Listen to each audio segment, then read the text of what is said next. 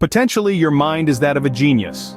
You have the same capacity as a Beethoven or an Einstein. Psychologists have proved that the average person could achieve the same great things that geniuses have if they would just use as little as 10% more of their brain potential. Think of it. You have the genius to create greatness if you will but use 10% more of your brain potential than you now use. In fact, the great psychologist William James goes even further in his discovery of the human mind. He states that the greatest geniuses of history used only 10% of their brain potential. Now this is an astounding statement and promises you untold power if you can only release a small part of your brain potential. The thoughts and inspiration of a Leonardo da Vinci may be imprinted on your consciousness and act as a blueprint upon which to construct your new and greater destiny.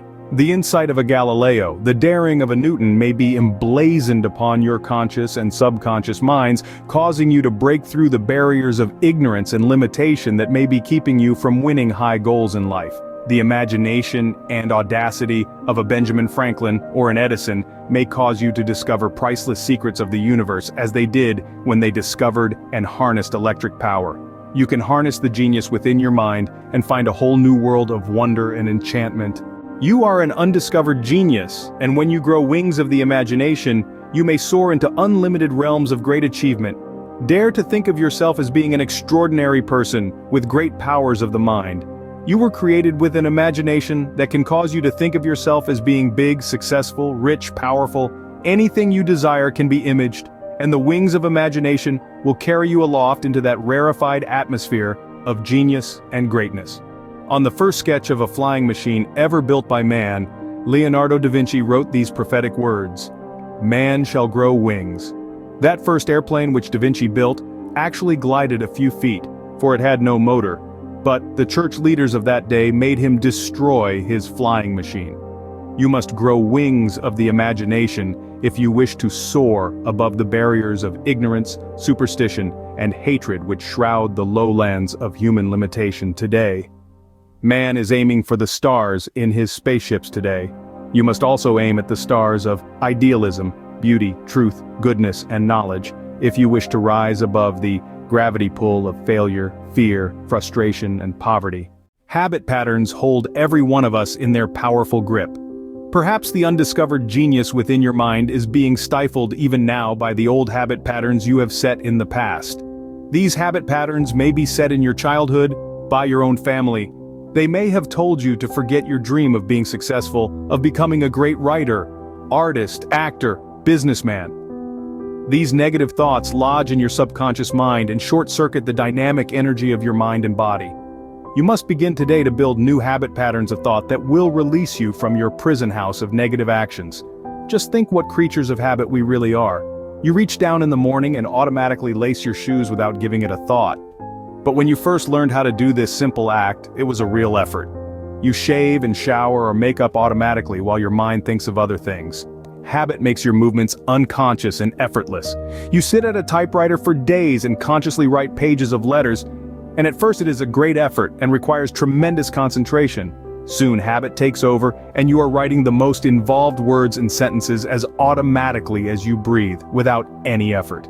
Your new habit patterns must be carefully built so they will replace the old habit patterns of failure, sickness, misery, age, and unhappiness that might have been put into your mind. You do this through a mental process that changes your concepts about yourself and life in general. You begin to think right now that you can achieve any goal you wish to attain. You begin to imitate the thoughts and inspirations of the great geniuses of history. We emulate their high ideals. We perform the inspiring acts that made them great. We duplicate the great deeds of others by following in their mental footsteps. The Bible tells us, "You are an heir to a kingdom." Believe this statement as being literally true. It will help give you courage and faith. It will instantly help you shatter the mold of negative thoughts that might have been implanted in your mind as a child. The Bible also states, "It is the Father's good pleasure to give you the kingdom." Believe this, and you will instantly begin to act and think and talk in a much more positive manner. You will realize that the world and all therein was created for you to use and enjoy. You were created in the image and likeness of God.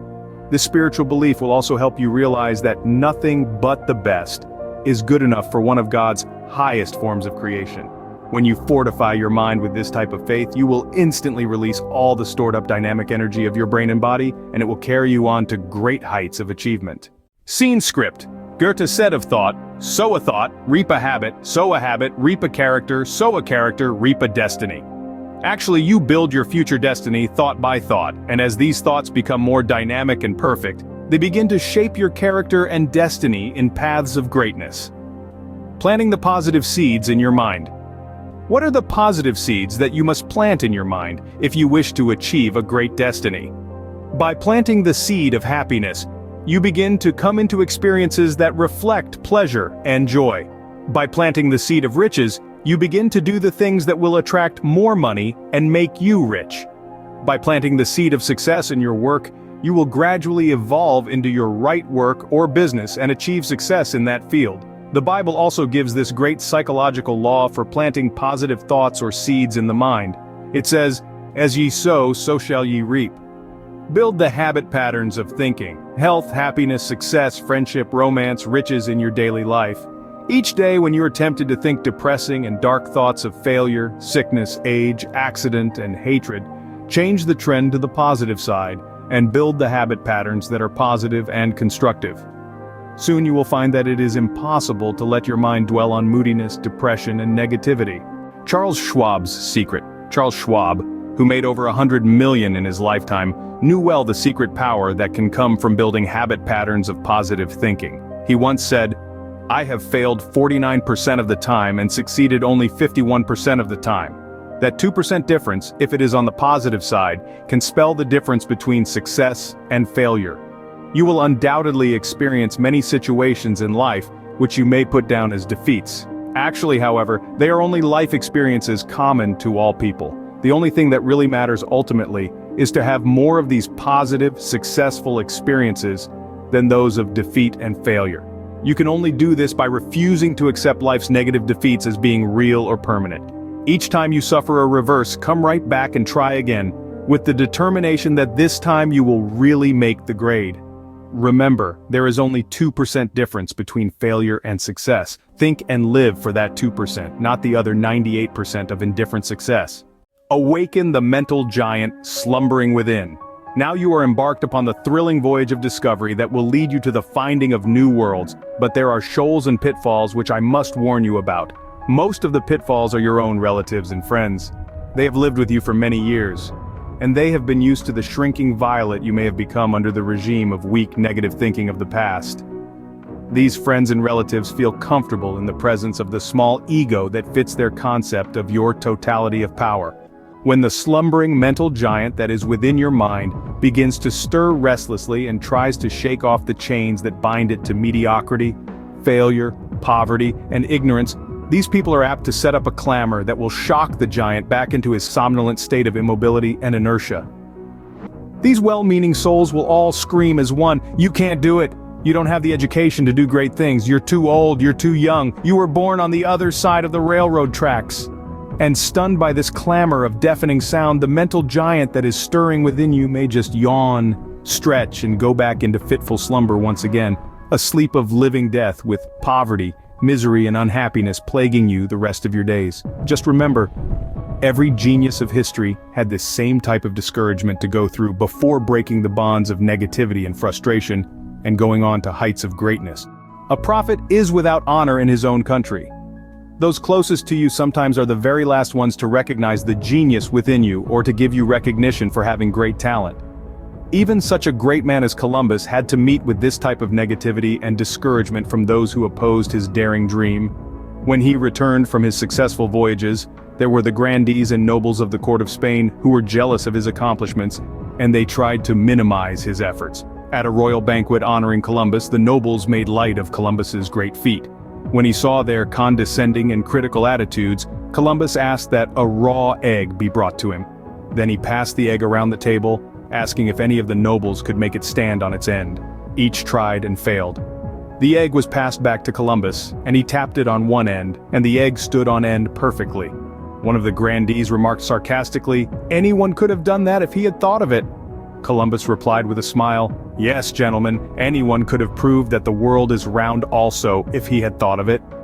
Your new worlds of discovery will suddenly appear on the horizon of your destiny when you begin to think them into being. The undiscovered genius within your mind is only awaiting your joyous discovery. Then it will gradually seek the means and the channel for the expression of its great ideas. Pick some outstanding genius of history each day and emulate his philosophy, his thinking, his inspiration. Study the lives of the great geniuses of history, searching for these great thoughts which you may borrow and make a part of your own mental equipment. For instance, Pasteur, concentrate on his persistence and patience and make it part of your mental equipment. Edison, borrow his vision and curiosity and apply those qualities to your own life, seeing how many things you can mentally create and how many facts you can discover that are useful to you. Burbank, borrow the trait that made him a genius, the love of beauty and a desire to create good for the world. Shakespeare, borrow from this genius the beauty of words and the highest form of cultural expression. If you take one genius a day and apply his particular outstanding trait or quality to your own life, you will soon have such reflected power and glory that you will become like the persons you have chosen as outstanding examples to emulate.